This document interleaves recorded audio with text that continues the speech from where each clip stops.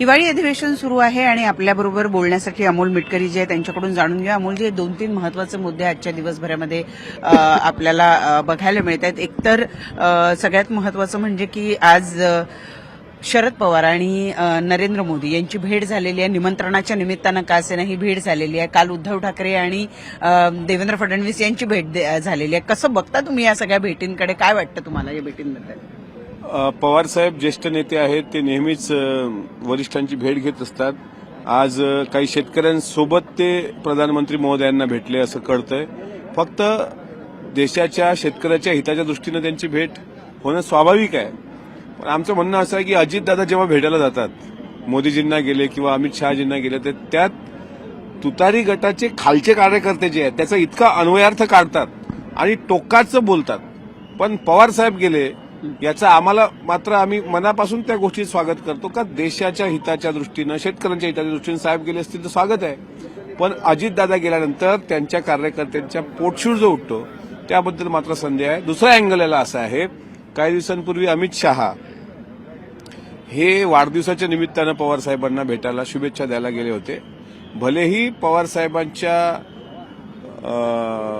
तालमीत तयार होणाऱ्या एका जामखेडच्या मतदारानं असं म्हटलं असेल की त्याचा कुठं फोटो नाही, पण ती गुप्त भेट पण असू शकते.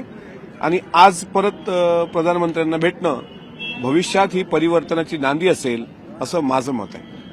नक्कीच हे मत तुम्ही व्यक्त करतायत, परंतु चर्चा सुद्धा त्याच दृष्टीनं सुरू आहे. म्हणजे अमित शहा शरद पवार यांची भेट, त्यानंतर आता त्याच दिवशी त्यांच्या वाढदिवसाच्याच दिवशी शरद पवार असं म्हणालेले होते की अखिल भारतीय जे मराठी साहित्य संमेलन आहे त्याच्या कार्यक्रमासाठी मी मोदींना निमंत्रण देणार आहे असंही ते म्हणालेले होते.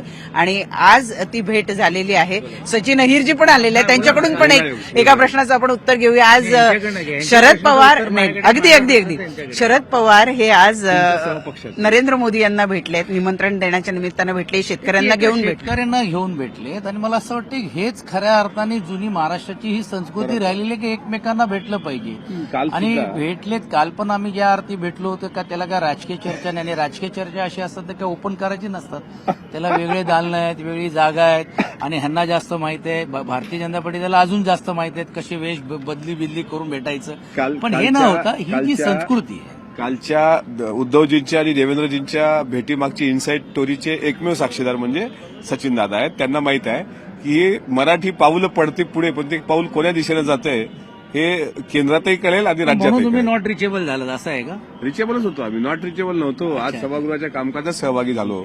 बरं, पण तरी सचिनजी एका प्रश्नाचं उत्तर खरं मलाही तुमच्याकडनं हवंय की नेमके हे दोन नेते जेव्हा भेटले तेव्हा काय बोललेत? म्हणजे पुष्पांची देवाणघेवाण झाली हे ठीक आहे, पण काय बोलले? साधारणपणे झाले काय, कसं चाललंय, काय चाललंय, आपण कधी आलात, काय नाही आलात, हीच चर्चा झालेली आहे. आता महाराष्ट्राची अपेक्षा खूप आहेत, आता जनतेची अपेक्षा खूप आहेत.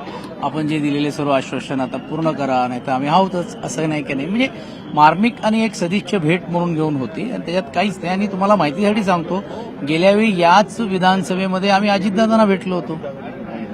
त्यावेळी अमोलजींना माहित आहे त्यावेळी कोणी त्याची तक्रार का केली नाही किंवा कोणी काय बोलली नाही. तक्रार नाही, तुमचा नाही, जनरल म्हणतोय, कोणाचाही म्हणजे लोकशाहीमध्ये. आणि मला असं वाटतं हे व्हायलाच पाहिजे. आणि आम्ही त्यात पुढाकार यासाठी घेतोय, जे तरुण आम्ही आमदार आहोत किंवा आदित्यजी असेल, मी असेल, आम्ही सर्वजण की हा संवाद तुटता कामा नये. कारण शेवटी लोकशाहीमध्ये आपण वाद विवाद विरोध सर्व गोष्टी असतात, वैचारिक विरोध असतो आणि तो असलाच पाहिजे, पण संवाद हे असलं पाहिजे. तुम्ही दोघंही आहात म्हणून दोघांनाही हा प्रश्न आहे की उद्या संघाच्या वतीनं जे सगळे महायुतीचे जे आमदार आहेत त्यांना बोलवण्यात आलेलं आहे संघ मुख्यालयामध्ये. त्या ठिकाणी एकनाथ शिंदे आणि त्यांचे आमदार गेल्या वेळेलाही गेले होते. अजितदादा मात्र गेल्या वेळेला गेले नव्हते. अमोल मिटकरी पण गेल्या वेळेला गेले नव्हते. यावेळेला अमोल मिटकरी आणि अजितदादा जाणार आहेत का? मला कुठलंही निमंत्रण नाही, त्यामुळे माझा जाण्याचा प्रश्नच येत नाही. राहिला दादांचा आणि इतर आमदारांचा प्रश्न, तर ते त्यांचा वैयक्तिक निर्णय घेतील इतके ते समर्थ आणि सक्षम आहेत.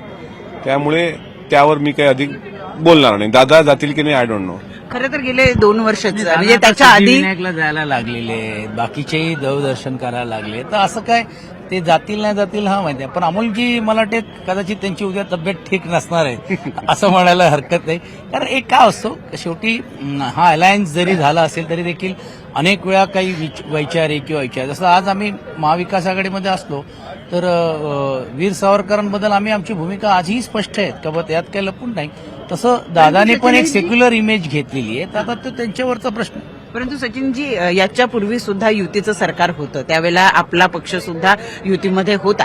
त्यावेळेला असं काही संघाकडनं बोलवलं जात नव्हतं किंवा आमदारांना असं बोलवलं जात नव्हतं. खरं एकनाथ शिंदेचा पक्ष सत्तेमध्ये सहभागी झाल्यापासूनच ही पद्धत सुरू झाल्याचं दिसून येत आहे. कारण ते नवीन आहेत ना, आता त्यांना सर्व गोष्टी समजून घ्यायला पाहिजे. 20-25 वर्ष ज्यावेळी आम्ही युतीमध्ये होतो त्यावेळी या गोष्टी नैसर्गिक होते. आता अनैसर्गिक रीतीने ते सर्व जे एकत्रित आलेले, तर त्या गोष्टी जुन्या आठवणी किंबहुना ते जुळणं आणि वैचारिक जरी देखील नसेल तरी देखील समविचार कसं एकत्रित आणता येईल हा त्यांचा प्रयत्न असावा. परंतु अचानक यांनी सुद्धा स्वातंत्र्यवीर सावरकरांचा मुद्दा घेतल्यामुळे यांच्यावर पण आरोप केला जातोय की धरसोड वृत्ती आहे यांची.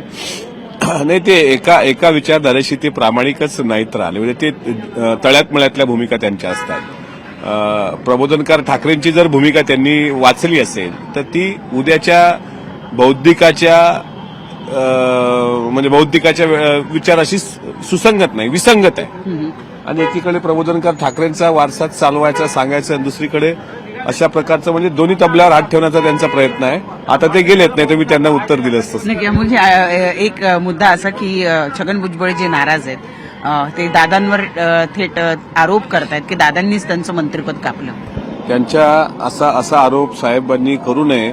साहेबांना माहित आहे दादा फार मोठ्या मनाचे नेते आहेत, स्फटिकासारखं प्रांजळ मन दादांचं आहे. आणि अशा प्रकारे अशा ज्येष्ठ नेत्यांचं तिकीट कापणं म्हणा किंवा मंत्रिमंडळाचं हे कापणं, तसं असतं तर राज्यपाल कोट्यातून पहिलं नाव पंकज भुजबळांचं आलं नसतं. तसं असतं तर नांदगाव विधानसभेमध्ये समीर भुजबळांना अप्रत्यक्षरित्या पक्षाकडून सूचना नसत्या किंवा ज्या काही सूचना होत्या पक्षाच्या मनात असतं ते अपक्ष उभे पण राहू शकले नसते. आणि तिसरी गोष्ट अत्यंत महत्वाची की आज ज्या पद्धतीने आरोप होत आहेत दादांवर, हे आरोप भुजबळ साहेबांसारख्या ज्येष्ठ नेत्यांनी करावं हेच मुळात उद्विग्न करणारी गोष्ट आहे. दुसऱ्या कोणी लोकांनी केलं असतं तर आम्ही उत्तर दिलं असतं, पण अशा प्रकारे भुजबळ साहेबांचा कोणी अवमान करते किंवा भुजबळ साहेबांचं कोणी ऐकून घेत नाही, ह्या गोष्टी बिनबुडाच्या आहेत. भुजबळ साहेबांनी त्यांचा उद्रेक किंवा त्यांच्या मनातलं जी व्यथा आहे ती खतखत त्यांच्या कार्यकर्त्यांसमोर व्यक्त करून दाखवली, तो त्यांचा अधिकार आहे. मात्र अशा प्रकारे त्या गोष्टीला अजितदादांकडे वळवणं मला असं वाटतं हे निश्चितच माझ्यासारख्या राष्ट्रवादीच्या कार्यकर्त्यांना वेदनादायी आहे. भुजबळ साहेबांना आमची विनंती होती की तुम्हाला बोलण्याचा पूर्ण अधिकार आहे, पण जास्त कशाला वाढवता. हे आपसातलं भांडण आहे, परिवारातलं भांडण असेल, परिवारातले तुमचे विसंवाद असतील तर तुम्ही ज्येष्ठ नेत्यांनी एकत्र येऊन बसून त्यातला सामंजस्याने मार्ग काढावा. आमच्यासारखा एखादा उन्हाळ मुलगा चुकला तर पक्षाकडून ताकीद येते किंवा पक्ष आम्हाला ताकीद बजावतो. भुजबळ साहेबांसारखा ज्येष्ठ नेता ज्यावेळेस असं बोलतो त्यावेळेस मात्र वाईट वाटतं. पण त्यांचे कार्यकर्ते काही इतके उथळ मनाचे इतके खट्याळ नट्याळ की दादांच्या फोटोला जोडे मारा आंदोलन, शिवीगाळ करणं हे प्रकार महाराष्ट्राला शोभणारे नाहीत. भुजबळ साहेबांनी ज्या प्रकारे अजितदादांवर आरोप केलेत त्याचं कोणी समर्थन करत नाही. साहेब शेवटी ज्येष्ठ आहेत आणि मला विश्वास आहे त्यांच्या मनातले गैरसमज लवकरच दादा, तटकरे साहेब, प्रफुल्लभाई भेटून दूर करतील. एक शेवटचा प्रश्न की तुम्ही म्हणताय की ज्येष्ठ नेते भेटतील, परंतु काल आम्हाला असं कळत होतं की आज एक शिष्टमंडळ जाणार आहे भुजबळ यांची समजूत काढायला. आता कळतं की उद्या एक शिष्टमंडळ जात आहे, परंतु खरंच समजूत काढण्याचा प्रयत्न केले जात आहे. नक्की तटकरे साहेबांनी त्याबद्दल खुलासा केलाय. ते दिल्लीला आहेत, अधिवेशनाचं कामकाज आहे, त्याच्यामुळे जसं त्यांचा वेळ सोयीचा भेटेल त्यात ते वरिष्ठ नेते निर्णय घेतील.